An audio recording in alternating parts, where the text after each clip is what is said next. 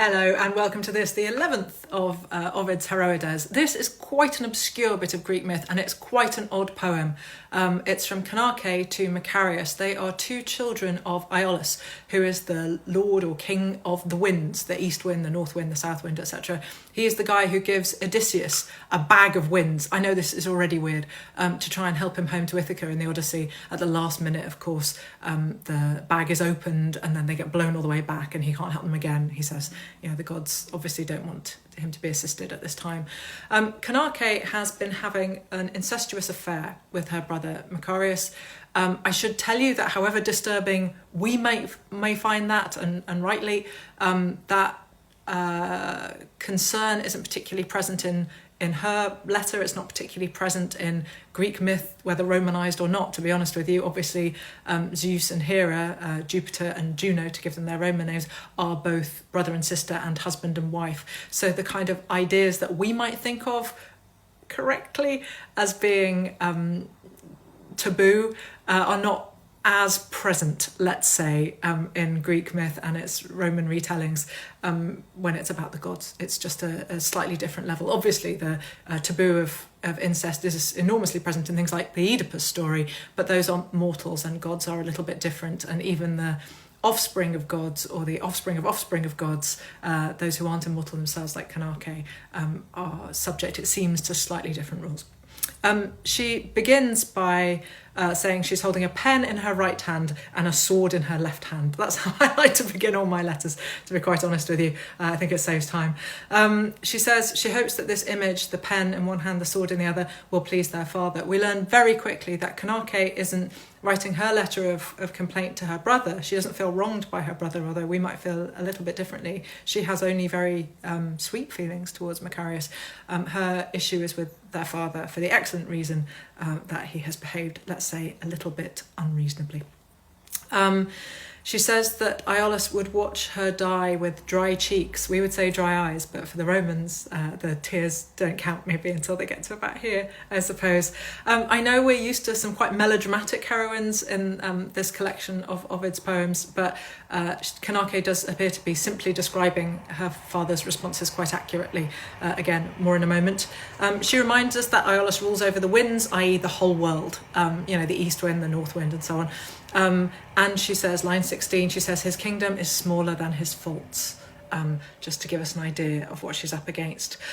She's descended from Jove, she reminds us, from Jupiter, it's another name for him, but that doesn't make this blade any less dangerous. In other words, Canace, might have a god in her, and the most powerful of the gods, in her immediate family tree, but she's still mortal, she can still die.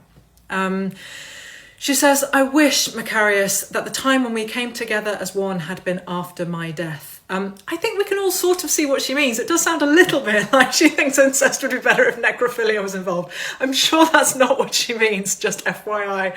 But it would have been better if she died before they had sex, is essentially what she's saying. She is using, as all Latin students will know across the land, the construction of utinam plus the subjunctive, would that, is the form. It makes me very happy to see that, even though the context is obviously very sad. Would that we hadn't done this. She says, why, brother, did you love me more than a brother should, and why was I more to you than a sister should have been? So this is a consensual incestuous relationship. As I say, we might have problems with it, but it doesn't seem like Canace feels she's a victim of her brother. She's a victim of her father, but in a different way. She lists the tropes of infatuation which she experienced for her brother, for Macareus, and they are every trope that we know from Latin love poetry. She was burning with love, she couldn't eat, she was wasting away. It turns out that maybe some of that burning with love and not being able to eat might have something to do with the fact that she is pregnant. It's her nurse who realises it. In fact, she realises she's in love first. Line 34, she says, Amas, you're in love. But it turns out that she's pregnant. She and the nurse try everything, all the herbs they can find, all the remedies they can find to try and make her miscarry. This is a bleak story. I should have warned you before. I'm sorry. It only gets bleaker as well. Just FYI, you should stop now. The miscarriage doesn't happen. She says that she calls her baby Nimium Weewax, too much alive. He's not going to be seen off by an enemy. He too has been brought into this in a war, almost, it feels like. 9 months have passed, she says. The sister of Ares, of Phoebus, even of Phoebus Apollo, has gone past 9 times, so that's 9 months And Canace goes into labour. She describes herself as Noa Miles, a new soldier, a new recruit. In other words, she hasn't had a baby before. Childbirth is new to her. It's a really interesting language choice, I think, because we're very, very used in Latin love poetry to seeing lovers turned into soldiers. The idea of the lover as soldier is a recurring trope there. The idea of a woman about to give birth as a soldier, I think, is a really interesting one. Because, of course, the likelihood of dying in the process of giving birth in the ancient world was really extremely high. The birth goes badly. Canace nearly dies. Lucina, the goddess of childbirth, won't help her out. Negabat, she says, she denies me.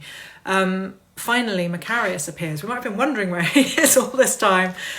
He parts her tunic and her hair, and he warms her with his body heat and says to her, "Live, sister, my dearest sister, live, so that one death doesn't take 2 lives." I know it's really inappropriate. He's quite hot here. I do feel terrible about it, but that does sound quite sexy. Sorry everyone, sorry. He promises to marry her. Some might say a little late in the day, and also siblings. But even so, finally he seems to be prepared to make an honest sister of her, wife of her. It is gross, I am sorry. But it's a bit late now because obviously there is a baby. She doesn't die in childbirth, but the baby is born. They try to squirrel the baby out past Iollas. The nurse hides the child in a basket of fruit and olives, and she makes it almost out. It's like a movie. She makes it to the limen, the threshold. She's almost outside, and then the baby starts to cry, and the game is up. And Iollas grabs the infant, line 74. The palace rings with his crazed shouting. He screams Canace's shame for all. Meanwhile, she can scarcely speak. Line 81, she says her tongue has frozen with fear. I think this is a really interesting distinction. Iollas is so appalled by her shame that she has given birth, not that they have had an incestuous affair. I think there's no particular suggestion that if the father had been someone different, it would have been just fine. It's the fact that she's had sex before marriage that's the issue. But he is the one making everyone aware of it while being ashamed of her. She has tried really hard to keep it secret, but to no avail. Iollas orders the baby be exposed, edenda lupus, to be eaten by wolves. And then he sends the sword to Canace, and she's the one she had at the start of the poem, and instructions to use it because he says to the man who takes the sword to her, she deserves to. Not a nice father, I think we can safely say. Is this what he would have given her as a wedding gift? Canace asks, line 99. She asks, line 105, her luckier sisters to remember her. She is the lost one. Amasai, too right she is. She can't mourn her child. Line 114. Haec tibi prima dies, haec tibi summa fuit. This was his first day and his last. In the end, she asks Macareus for the only thing she can ask him. She says, please will he put their ashes in one urn. Nimium sororis, this sister you loved too well, she says. It is a really sad poem, and I am sorry if it's made you sad. I can promise you that next week's has much more fun infanticide in it, because next week we get Medea writing to Jason. It's my secret favourite. It's not secret at all. I'll see you next time. Sorry if you're sad. Don't be sad. Thank you. Bye for now.